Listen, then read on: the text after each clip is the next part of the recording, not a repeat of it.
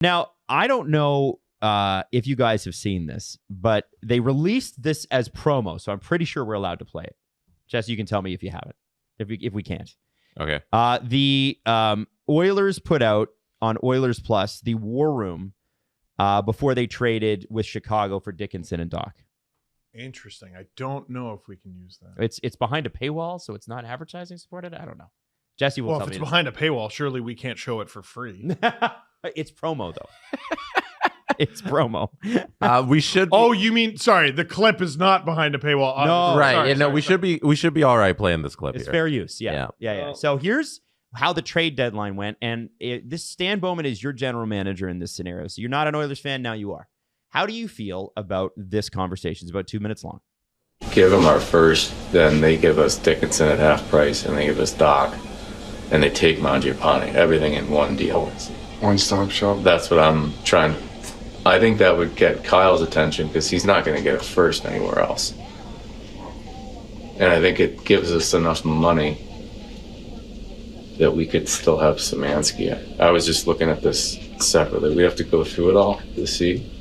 Yeah, I think Colton would be great for us. I don't think there's any question. Just as a role player and brings a lot of energy, and he's still an asset. I like the energy part. He's always been different than his brother. He's been more like the rugged power forward. Yeah. You know, the personality part is it seems like a minor piece, but on this team, it's like, it's not. He gets here to get excited, home, playoff team. 189 hits in 53 games. so I just talked to Kyle. Chicago would do that deal if we wanted to. First round pick, and they keep half of. Is what we talked about. Dickinson half price, Doc, and they take Mangiapane.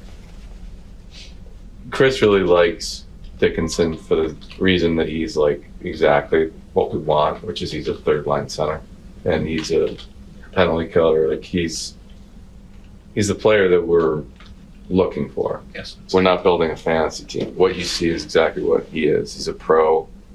He's very dedicated to his craft. He takes pride in the details and being a defensive guy and a penalty kill guy. That's the music to my ears when he's saying, we're saying, hey, he accepts his role, like it's his power play. That's what we're really, really don't have.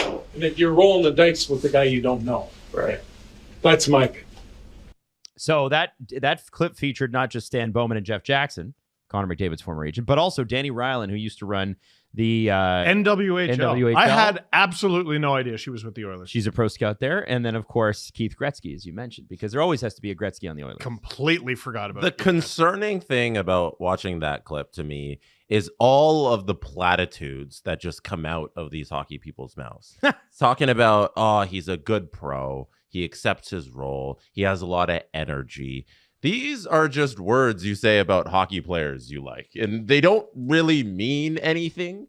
I like to think that when we talk about hockey and analyzing guys, we go deeper than just saying, man, that guy, he's a good player. He works hard. You know, I feel like you should have more analysis than that. And when I hear the people who are making the actual trades describe players like that, I hesitate to think that they are not any smarter than anybody else watching the game. They're not. What? Listen, they're not. Colton Dock of the Chicago Blackhawks is not his brother who plays for the Habs. What? That, like, why is that relevant? What? So what? Pardon? When just hearing Keith Gretzky be like, yeah, I like that when you tell me music to my ears, energy guy, music to my ears. Anybody could sit there and say that. And the thing is, Jason Dickinson, this was supposed to be Trent Frederick. That's what he was supposed to do. What Jason Dickinson is doing, a little bit, right? To be the lower end center, and you're paying. No, what this was supposed to be was a trade with the Leafs, and the Leafs screwed it up. God's sake! But okay. So I did see some defense of this clip. Mm-hmm. There was like, what? You think they're going to show you everything? That's just a 2-minute clip. That is fair. That's fair. It is fair. Counterpoint, they're the ones who released it. I assume conversations are different when there aren't cameras there. And this is the only thing I've seen from Oilers Plus in the war room. So it is a little unfair to judge 2 minutes of the conversation, but I think we got a good sense of the conversation. I don't know. I'm trying to give them some rope here in that, like, I'm not judging your entire career and how you analyze hockey players based on this 1 2-minute clip where you might have talked for 30 seconds in that. Like, I'm not going to say Danny Ryland knows nothing beyond hit stats. Like, I can't make those jumps, but I can say that it's a little disconcerting hearing the guys who are making the actual trades have just the most boring hockey conversation and not citing anything deeper. I would hope they have a stack of analytics available to them. Like, I'll go on, I'll look at speed bursts and that sort of stuff, and just on the NHL public data. I hope they have their proprietary data that they have available to them readily when they're trying to make these trades, and they can see how things mesh. And I hope that stuff just doesn't make the internet. What I want to know is how much non-Oilers hockey these guys watch. And I'm obviously applying that to every team. I'd like to know how much non-Leaf hockey, the Leaf Scouts, and blah, blah, blah, blah, blah. But, like, having worked in this industry, at least on the media side, for a while, there's only 24 hours in a day. Yeah. These guys have the same 24 hours the rest of us do. But that's what you have scouts for. That's why you have your pro scouts, right? They watch the league for you, and in these moments, they can tell you about these other players because they've seen them play. But do these GMs listen to their scouts, or do they go, nah? Because remember, Stan had these guys while he was in Chicago. So I don't think he had Jason Dickinson. He definitely had Colton Dock. I think he would have been the one to draft him. At minimum, I think he would have been. Dickinson was he the one who drafted his brother? A Blackhawk in 22-23. I'm pretty sure Stan was there. That timeline is all. I don't know. I forget. I believe he would have had the Docs. At minimum, like, I imagine he still knows people there. Totally. Yeah. If you really want to have fun with it and put a tinfoil hat on. Oh, you're right. He was not there. Odd that Stan Bowman was so willing to go above market value with the Chicago Blackhawks. Is there maybe a favor being done there? I don't know. I don't know about all that. I don't know about all that either, but if you wanted to be a conspiracy theorist about it, you certainly could. I think you're right that the best analysis comes from watching the games and then seeing the numbers behind that, but you need to definitely see players play. And I don't imagine Jeff Jackson has seen a lot of all of the other teams around the league, and that's why he's got to trust the people around him who he pays to go watch the games. Yes. Yeah. Like, oh, look, he's got 179 hits. Like, to me, everyone in the room should be like, yeah, we know. Yeah, we also know that information. There should be no sound of surprise in your voice. Yeah. You know what I mean? I guess, listen, I don't doubt that everyone who works for an NHL team is some version of a rink rat, right? Mm-hmm. Like, you go to a ton of games and everything. I try to think back to the draft story that Brian Burke told about Morgan Riley, where Riley only played 17 games that year with a busted leg as a defenseman, Matt Schaefer style. And he asked someone from his staff to cut every single Morgan Riley shift, right? You should be doing that for everybody. Yeah. Should you not? Yeah. This cutting like highlights for shifts anymore isn't something that Not hard. a team needs to do because of the systems they have in place. Like, every play is kind of categorized now through the back end systems that they have, and anything you want to be able to look up, you can. Justin really Bourne's book, I think it's called Down and Back, because he was the Leafs video guy, and he talked about, like, he's the one who constructed that system. Mm-hmm. He's the one who clipped everything. That is a really good insight into how teams do this. Going to the games is almost an inefficient way of scouting. Yeah, in a way. Yeah. In a way, I mean, you have to know all these players. Like, the trade deadline comes around every year, and this applies to the Oilers. It applies to everybody every year. Oh, they're in on this guy. and they're in on this guy. And then the list is like 15 people long. And I'm like, I don't trust that you actually know 15 of these people. I don't. The clipping thing is something that I know from experience and has only gotten better since I worked in that role. But as a social media manager, you have access to every highlight and it's all just at the tip of your fingertips. So if you work for the Raptors and you wanted to look up Scotty Barnes dunks, you can punch into a computer and it'll show you every Scotty Barnes dunk, and you can just throw that into whatever highlight you need. So if the social media managers have that kind of tools, the scouts better have that plus tenfold in terms of what they need in terms of like zone entries or whatever specific stats they need. So when somebody says, hey, he got this many hits, the next step should be, okay, but what do those hits mean? Because I hear that and I'm like, okay, he gets a lot of hits, but there's different hits. It means different. Like if you played Michael Pezzetta 12 minutes a night, he's going to rack up a lot of hits, but he'll be out there running around doing a lot. It's like hits per 60 should be off the chart. It should be off. But is he contributing in different ways by being that energy guy and getting all those hits? Yeah. Kiefer Sherwood is a player who's going to rack up a ton of hits, but he's doing it in a much more, I'd say, efficient way, where he's also contributing to the play and scoring and doing all these other things. So that hit stats is very important to tell you about the player.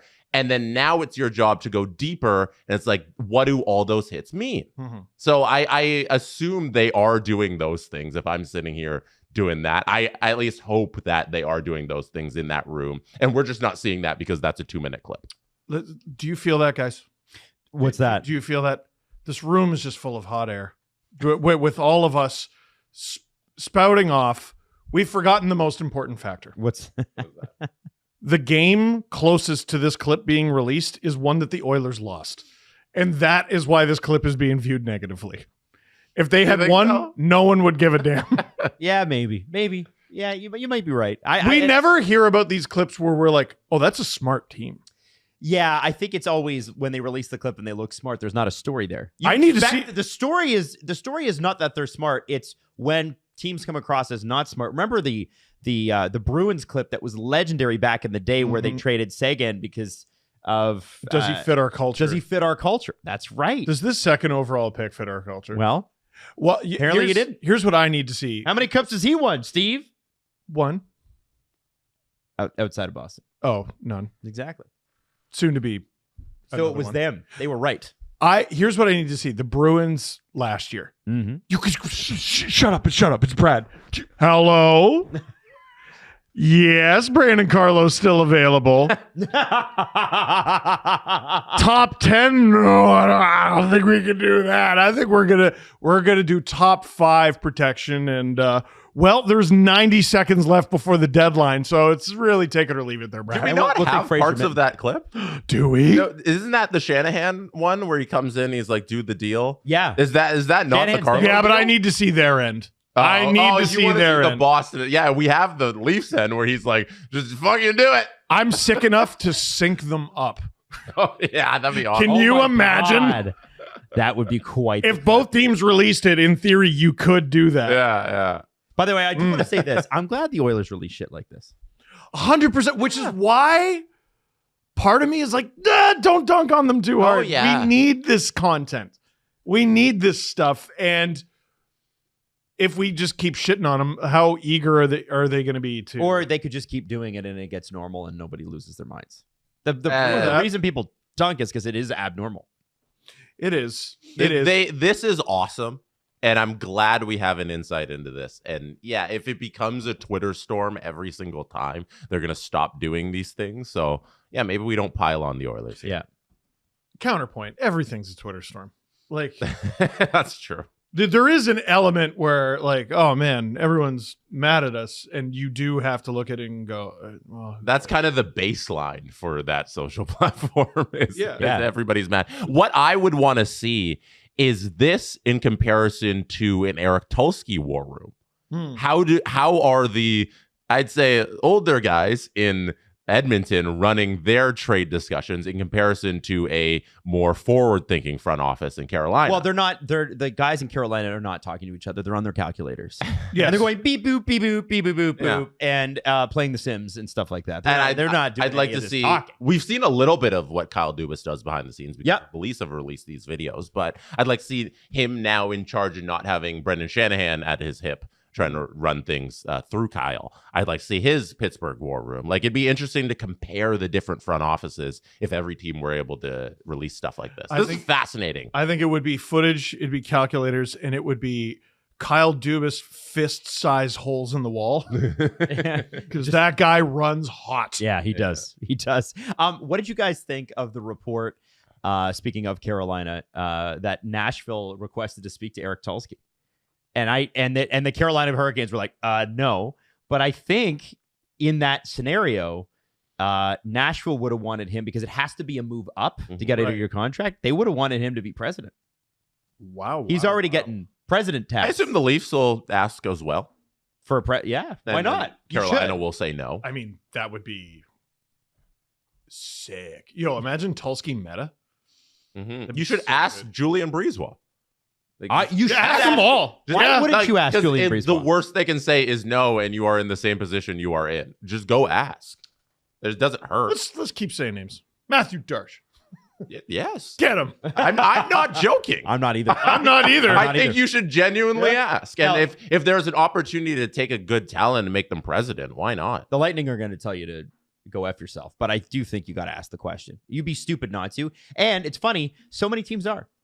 Right? We learned that a lot of even trades get facilitated by the agents, not the GMs in a lot of cases, because they just don't talk to each other. Here's something that definitely didn't happen. Kyle Dubas definitely didn't have a job lined up in Pittsburgh when he was thinking about sitting at a podium after a tough loss. No, of course not. And retiring from the Leafs and saying, I'm going to never go back to hockey again. He definitely didn't know that possibly he could become president of the Penguins. What do you mean he didn't know he was going to make $7 million a year for the next 7 years, Jesse? There's a lot. What do you mean? You can go out and not tamper and talk to these guys and make requests, and maybe you get one. We can acknowledge that Dubas is doing a good job in Pittsburgh and even did a good job in Toronto without the revisionist history. Hey, did you like the thing you just watched? Was it hilarious? Was it informative? Was it me losing my mind? Possibly. Potentially. Most of the time it is. Hey, listen, if you like what SDPN has to offer, you should check out more of our videos and subscribe to our channel by clicking subscribe, or Steve will find you.